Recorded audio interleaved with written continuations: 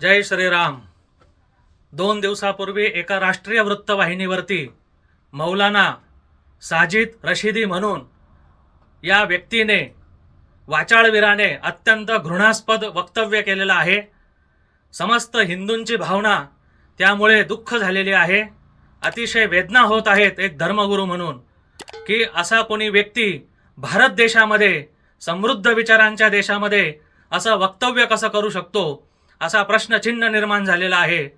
तो म्हटला आहे की समस्त हिंदू हे देवींची पूजा करतात आणि त्यांच्यावरतीच बलात्कार करतात। अतिशय घृणास्पद हे वक्तव्य आहे। या मौलानावरती राज्य सरकारतर्फे केंद्र सरकारतर्फे कठोरात कठोर कारवाई करण्यात यावी आणि समस्त हिंदूंची त्यांनी माफी मागावी। त्याचबरोबर इथून पुढे कोणीही असं वक्तव्य करता कामा नये।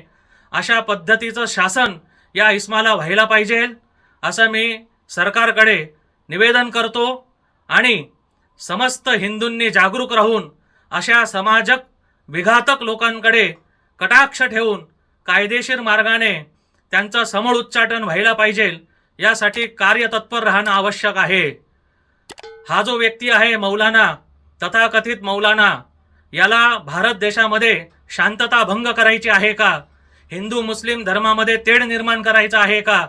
समाजामध्ये दंगली घडवायच्या आहेत का? असे अनेक प्रश्न या माध्यमातून उत्पन्न होतात। त्याचे आंतरराष्ट्रीय पाकिस्तान असेल, बांगलादेश असेल आदींमध्ये काही हितसंबंध आहेत का की त्याने असं वक्तव्य कसं काय केलं? याची सखोल चौकशी सरकारने करावी आणि त्यावरती दंडात्मक कारवाई करण्यात यावी। जय श्रीराम।